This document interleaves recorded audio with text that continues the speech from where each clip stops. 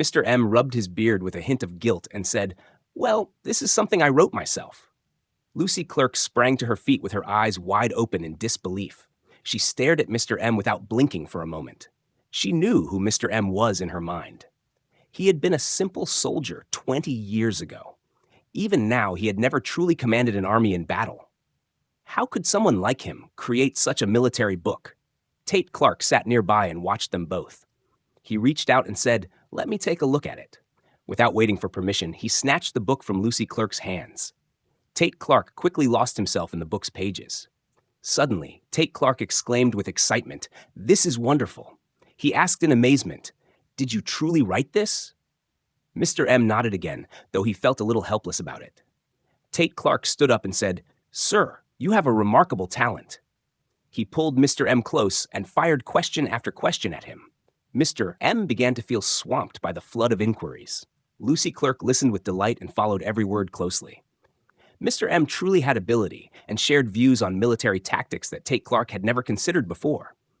But he could also tell that Mr. M had never led an army into real combat. Mr. M had fresh ideas on many subjects, yet when it came to detailed matters, he seemed quite unaware. Mr. M's strategies held no flaws. Still, he lacked the years of practice to back them up. Even so, Tate Clark didn't stop admiring him. At the meal, Tate Clark spoke with Mr. M about many things. They covered military tactics and training. They talked about Jianing Guard and Heavy Mountain Town. They discussed the Fox people in Donghai and even the court. At first, Mr. M kept up with the conversation. But when the topic turned to the court, he fell short. So Mr. M stayed quiet and listened as Tate Clark and Lucy Clerk talked about court matters. With the New Year gifts handed over, Mr. M bid farewell to Vigo Taurus that afternoon. He made his way back to Yinghe Fort. The next day, Lucy Clerk sent messengers to Yinghe Fort with her return gifts. Her holiday offerings far outshone Mr. M's. 4 carriages rolled in brimming with treasures. He thought to himself, not bad at all. General Lucy Clerk isn't just a strong ally. She's a bringer of wealth, too. He marveled aloud, look at this. There's even a set of gold lacquer mountain armor. Mr. M held up the armor, which weighed over 30 kilograms. As a military officer, the court supplied him with some, but the court gave only cloth armor. That couldn't compare to the gold lacquer mountain armor from Lucy Clerk. Armor could save a life in battle. A fine set like this could pass down as a family treasure. Along with the gilded flying fish spear Lucy Clerk had given him earlier, Mr. Reup M's gear now matched that of noble lords. On the morning of New Year's Eve, everyone in the D family was hard at work in the backyard of the government office. Over in the kitchen, Wendy was busy cooking, with Linda D. and Yuri Valentine pitching in. Lee was 9 months pregnant with less than a month until her baby was due. Because of that, she couldn't lend a hand and had to stay inside the house. Out in front of the government office, Vance D. and Mr. Howrath, 2nd D, were leading a group of people to butcher pigs and sheep. More than a dozen pigs and sheep hung on poles, ready to be cut up. Mr. M's goal was straightforward and clear to everyone. He wanted every military household under Yinghe Fort's command to have meat for the new year. In truth, these pigs and sheep didn't cost him too much. With nearly 1,000 military households under Yinghe Fort's rule, that added up to more than 100 taels of silver. This wasn't money from the government's funds. Mr. M paid for it all out of his own pocket. Why did he do this? The reason was plain. He wanted to win the loyalty of the people. He turned to Mr. 2nd D and said, "Second brother, cut 10 caddies of pork and 10 caddies of mutton and send them to the Lopez family." Mr. 2nd D replied, "I'll take care of it." Since the school opened, several Lopez family teachers had earned a good name in the area. Everyone knew they were exiled prisoners. Yet knowledge carried respect, no matter where you were. The Lopez family had many members living under one roof, yet they managed to live quite well despite their situation. After all, they earned 7 salaries from the school. With that income alone, they wouldn't fall into hardship. This year brought great joy to the D family. The whole family gathered together in warmth and contentment. On the first day of the first lunar month, Mr. M handed out a basket full of red envelopes. Nearly every child in the garrison received one from him. The happy New Year time passed by quickly. A new round of training picked up where it left off. The chilly weather couldn't dampen the soldiers' eagerness to train. Early in the morning, just as the sun began to rise, loud shouts echoed across the training ground outside Yinghe Fort. At that hour, Mr. M was just climbing out of bed. The cold day made the warm blankets feel like they were holding him down with ropes. Getting up felt like a struggle he didn't want to face. Deep down, Mr. M wished he could just take it easy like a lazy fish. But this world wasn't a calm or gentle place. Taking it easy meant losing all say over your own life and death. After washing his face and hands, Mr. M stepped into the Lingquan space to check on things. Lately, the Lingquan space had grown much larger. All the medicinal herbs he'd planted earlier had started to sprout. Their small leaves glowed a bright crystal green, which lifted his spirits just to see. Mr. Ho M looked over each herb with care. He felt at ease only after making sure everyone was growing well. On top of that, Mr. M had also found seeds for some rare and precious plants. But growing those precious medicines took a very long time. After tending to the herbs in the space, Mr. M left the room and got ready to practice outside the garrison. But before he could lead Scarlet out of the stable, Linda D. rushed out of the government office. She shouted with a flushed face, "Father, father, my second sister-in-law is about to have her baby." Mr. M turned to Linda D. and said, "Go fetch the midwife right away." He added, "Thomas Lin, you go find Dr. New as fast as you can." Wendy was still inside looking after Lee. Lee's time to give birth was near, and Mr. M hadn't been caught off guard. He'd already spoken to the midwife and doctor in the garrison ahead of time. He'd asked them to stay close and not leave the area recently. Mr. M couldn't help feeling that childbirth was a challenging and serious task. The medical care in Yinghe Fort lagged far behind what he'd wished for. The only doctor available was Dr. New, who stood before him now. Giving birth in a place like this felt like facing a life-or-death trial. But then he thought about Lee's strong body and felt a bit more hopeful. She'd been strengthened by so much spiritual spring water over time. Even though she wasn't a warrior, her health stood well above most women's. With that thought, Mr. M rushed to the stove in the main hall and grabbed a pot of spiritual spring water to heat up. Next, he dashed to the bedroom and pulled out an old mountain ginseng. The whole family buzzed with activity as they prepared for the baby's arrival. Mr. M let out a soft sigh and said, "In a few days, go to the battlement and buy some servants." Mr. Second D blinked in surprise and repeated, "Servants?" Mr. M nodded and said, "Yes, we need a steady older woman to help. On second thought, I'll go myself."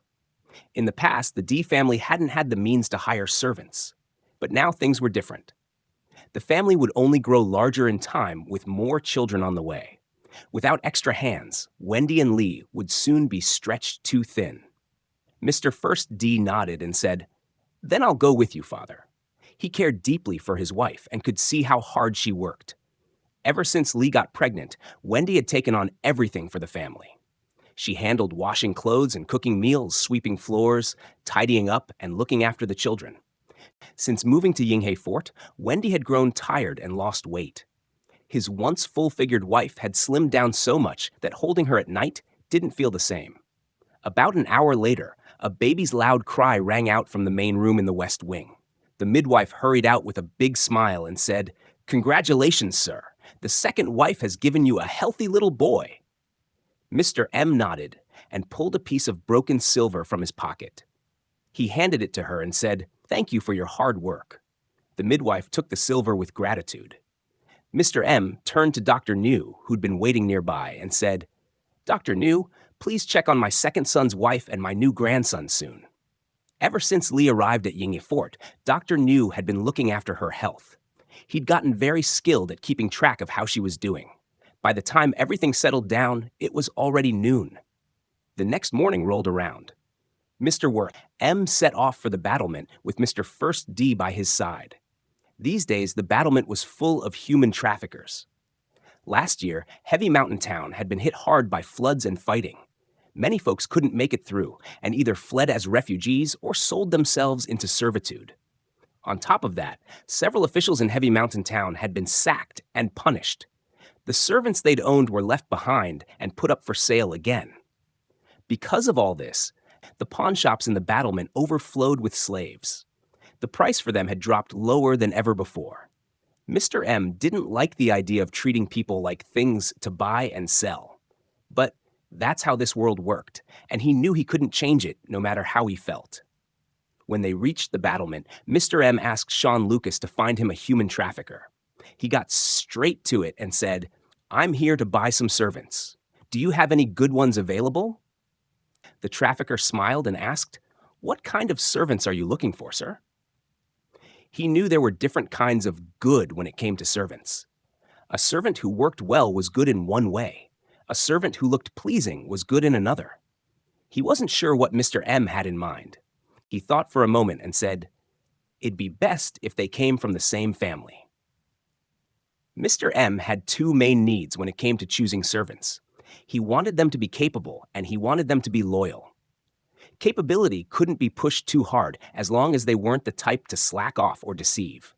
Loyalty, though, was something he saw as absolutely necessary. People's true feelings were hard to pin down.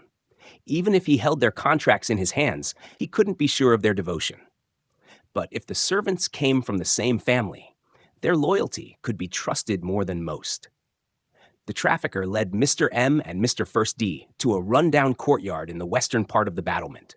As soon as they stepped inside, the trafficker called out, "Come over here, everyone." In just a moment, more than 20 people shuffled out from different corners of the yard. From the way they grouped together, it was clear these servants belonged to separate families. The trafficker began pointing them out and said, "Sir, here are 4 families for you to look at." While the trafficker spoke, Mr. M's eyes moved over each person's face. His gaze finally settled on the last family the trafficker had pointed out.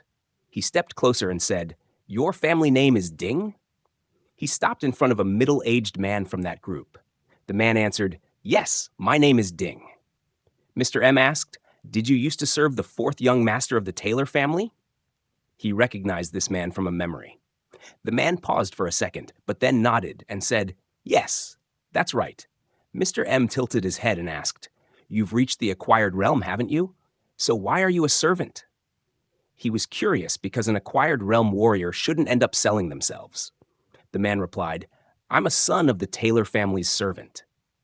Sons of servants meant children born to slaves. Those children stayed slaves too, unless their master chose to free them. Generation after generation, they remained bound. Mr. M looked at him steadily and asked, "What's your opinion of the Taylor family?" The man lifted his head and looked at Mr. M before saying, "The Taylor family got what they had coming. Still, I'm grateful to them for bringing me up." Not long after Dean Taylor was hauled back to the Capitol, the Taylor family's property was seized. Many in the Taylor family faced punishment. Some with lighter offenses were sent back to their home villages. As for Taylor Chen, it seemed he lost his head to the executioner's blade. Mr. M turned his gaze to the 3 children standing behind the man and said, "So these are your kids?" There were 2 boys and 1 girl in the group. Besides the children, a woman in her 30s stood with them too. The man nodded and said, "Yes, they're mine." Mr. M faced the trafficker and asked, "How much for this family?" He replied, 500 taels is the price." Mr. M shook his head and said, 200 taels, and that's my limit." He wasn't in the mood to haggle forever, so he slashed the price hard. The trafficker fidgeted and said, "Sir, that's far too low for them." The trafficker spoke up with a fawning tone and said, "Sir, please add another 50 taels. 250 taels would build a fine bond between us." Mr. M stayed quiet and turned his attention to the Neal family standing nearby.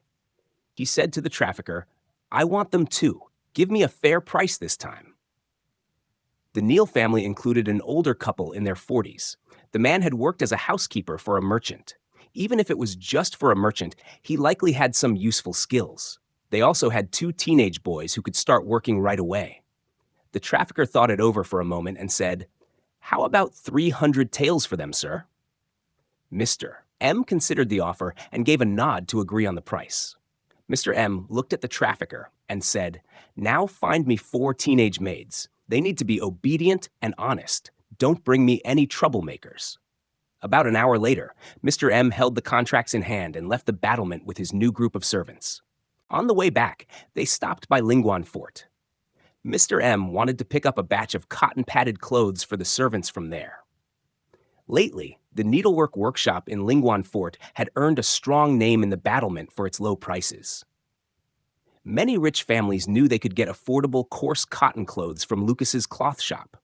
These clothes weren't meant for the masters themselves. They were for the servants to wear. With the new year coming, it was a way to show the master's generosity by dressing servants in something new. That made the time before the new year the busiest season for the needlework workshop in Lingwan Fort. They also stitched extra coarse cotton-padded clothes to sell at Sean Lucas's shop. The next morning, he called everyone together. The D family members looked at the group of servants with all sorts of expressions. Mr. First D didn't react much since he'd been with Mr. Horn M the whole time and was used to the idea. Wendy's face showed a mix of surprise and confusion, especially when she saw the teenage girls. She wondered to herself what Mr. M was thinking. Mr. Third D gave Mr. M an odd look too, but his mind wasn't on the maids. He was imagining if his father might assign a servant just for him. The thought of being a young master with his own helper made Mr. Third D puff out his chest a little. M turned to the man from the Ding family and asked, "What's your name?" The man answered, "I was called Theo Ding." Mr. M turned his gaze back to the man from the Neal family. The man spoke up and said, "My name is Hayes Neal."